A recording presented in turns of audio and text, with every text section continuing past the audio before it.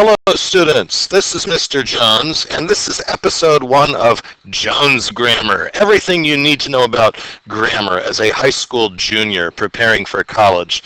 And we start at the beginning with nouns. This lesson is called All About Nouns. You guys have been hearing about nouns ever since you were little kids in elementary school or thereabouts. But there's lots of little details that we can learn to increase our understanding and our precision with nouns. And that's what we're going to do right now. Now, the very first thing we need to ask, of course, is what is a noun? And if I were to ask you this, if you were here so that I could ask you, you would probably tell me that a noun is a word that names a person, a place, a thing, or this last one is highly important because this is the fourth thing that many of you would not mention, an idea. And it's ideas that students very often forget about because nouns we generally think of as things that we can reach out and grab, reach out and touch, reach out and manipulate. Ideas, though, are things that we cannot see or smell or hear, so we tend to often forget that they are indeed nouns. And it's important to recognize ideas as nouns.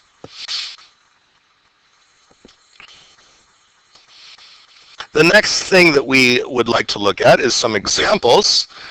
Some examples of people would be Mr. Jones, mother, friend, athlete.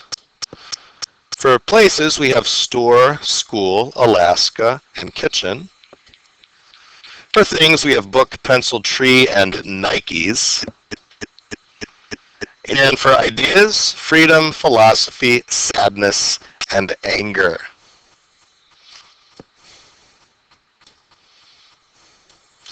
One distinction that we need to think about is concrete nouns versus abstract nouns. A concrete noun is a noun that names an object that occupies space or can be recognized by any of the senses. This is just another way, of course, of dividing up the four types of nouns that we were considering previously, people, places, things, and ideas, into concrete and abstract. People, places, and things are normally concrete because we can perceive them with our senses. On the other hand, an abstract noun is a noun that names an idea, a quality, or a characteristic, right? And when we said previously that nouns are people, places, things, and ideas, I think that we could also include qualities and characteristic under that fourth category of ideas. It's just that on this page we sort of divide things up a little bit differently and maybe get a little bit more precise with our understanding of ideas. And this is a distinction regarding nouns that you've known about ever since you were very, very young, and that would be singular and plural. A singular noun, of course, names one person, place, thing, or idea, whereas a plural noun names more than one person, place, thing, or idea. And of course, you guys know about singular and plural quite well, but out of the sake of thoroughness and to learn new things with things that we already know, we will include them in this presentation. We also need to talk about possessive nouns. A possessive noun shows possession. When a possessive noun appears before another noun, as in Mr. Jones's classroom, it is also considered an adjective as it modifies the second noun. You see how on this slide Mr. Jones's is coming before classroom, so it is an adjective as well as a noun. And that's another little detail that we want to think about as we go through our junior year, namely situations in which words can embody different parts of speech at the same time.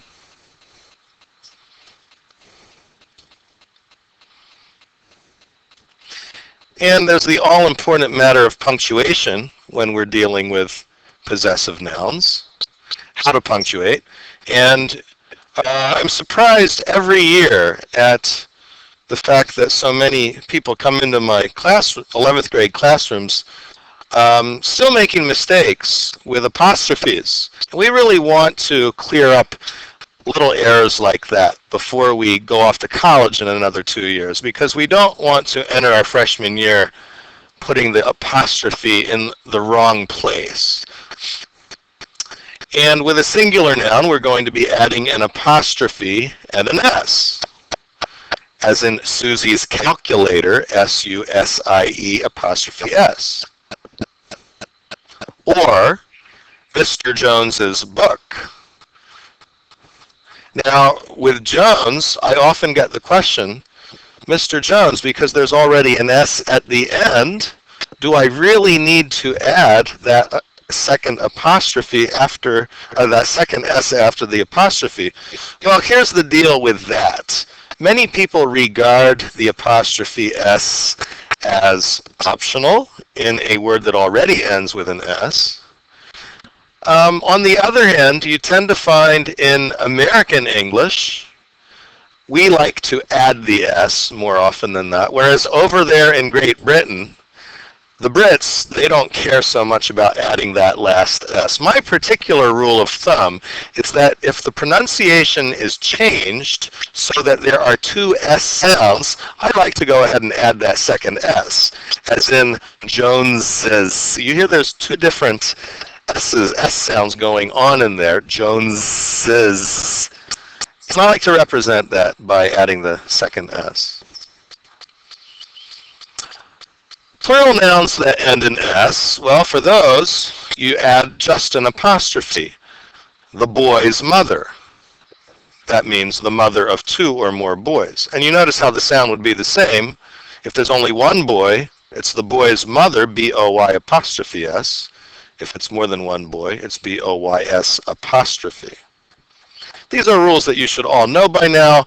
However, once again, we do get careless at times, and these are rules that we need to keep in our heads as we're trying to become more and more precise as writers that are preparing for college. If it is a plural noun that doesn't end in S, then we add an apostrophe and an S, as in children's, right? Children is already an apostrophe. It is already a plural noun. So we add an apostrophe after the N, and then we add an S, children's mother.